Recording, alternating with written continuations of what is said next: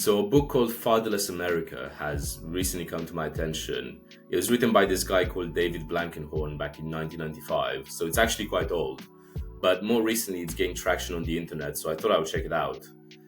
It essentially addresses the problems linked to fatherlessness in American society, although many of the issues that he discusses could actually be extended to other countries that experience a lack of fatherhood. David's stance is that fatherlessness is a critical issue in American society, having a direct effect on poverty rates, crime rates, education underachievement, drug use, and poor economic outcomes. So this book serves as a call to action to engage in conversations around the topic of fatherhood. Quite early on in the book, he draws a distinction between the historical family model back in the 1800s and the family model of today, focusing on the role of fathers. He pictured fathers as these central figures in the family back in the 1800s, who have slowly transitioned to a state now where they shy away from the responsibility associated with taking care of one's family, perhaps leaving the wife with a young child in hands, because you're scared of the responsibility as a husband, as a father, or even shying away from starting a family to begin with.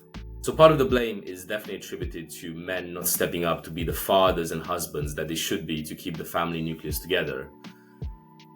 But he also addresses the fact that cultural shifts have encouraged this trend, whereby we have become more accepting as a society of the concept of a single parent raising a child and fatherhood not being integral to a child's healthy upbringing. So we've really pushed this agenda, whether that be in the media or in the judicial system, that a single mother is well and truly capable of raising mentally and physically stable children who don't really need their father that much. And while some of the effects are good, it can be very empowering to the mother, it has also led to rising divorce rates and out-of-wedlock births on a large scale that have made it less likely for a child to experience that nuclear family. So on the one hand, you have men who know that they receive less value than they didn't. So on the one hand, you have men who are told that their contribution as fathers is not valuable, which makes them less inclined to be a father, to start a family in the first place. All the while, we're encouraging this idea that a woman, a single mother, can do it all herself and that she's a superhero for it, which if she's raising a child on her own, she absolutely is. But that just makes it more acceptable and less likely that families will fight to stay together. It's become so much more frictionless to simply break apart the family nucleus,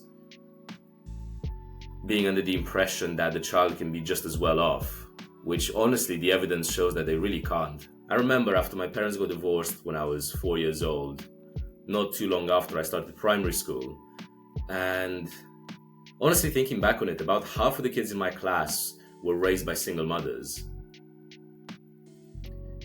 And I remember finding that completely normal. Of course, I wasn't processing things on a very deep level back then, but I would speak to other friends I had in the class and we'd be like, oh, you're also raised by a single mother, or yeah, you're just with your mom, your dad's not around. And that was completely fine. So even 20 years ago now, it had become so normalized. And I think it's only become more normalized since. But as David argues in the book, we have the statistics to back up the fact that children on the whole experience much poorer outcomes from not having a father in the home, whether that be higher rates of teenage pregnancy among girls or high crime rates and behavioral disorders, drug abuse. All of these things that are negative, they're toxic for the children and for society.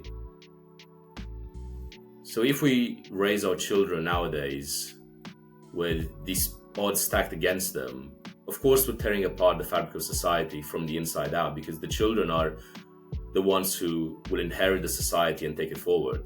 So in terms of reforms and solutions, David argues that we haven't been equating fatherhood with masculinity for a while now, and that we must start doing so and undergo a cultural shift whereby we acknowledge once again the value that men can bring as fathers and husbands, and that we need to give them that social reward, that recognition once more, to incentivize them to start families and to stick by them. He also proposes that there's a role for policy changes to encourage more fathers being present in the home, as well as looking for ways as a society to strengthen marriages, for example, through therapy and counseling. So the way I see it is this is a systemic issue that needs addressing from both ends. On the one hand, you have the policymakers that must incentivize certain behaviors, but on the other, you also have us as the fabric of society, as the general public. It's really on us to start conversations around fatherhood and why it's so important for our families, for our children. Whether that's through online content like this, like these YouTube videos that I've been making, or through a book like David's, the more we start talking about the topic and bring it to the forefront of people's attention, the more traction it's going to gain, and then more minds will come together to find potential solutions. So what are your thoughts on how we can make fatherhood the central topic of conversation? And if you have been raised by a single mother, then I'd love to hear about your story in the comments. Please remember to like and subscribe. It massively helps the channel and it makes sure that you don't miss more videos like this. And you can always join our school community or free Discord server using the links in the description, as well as booking a one-to-one coaching call with me. I'll see you in the next video.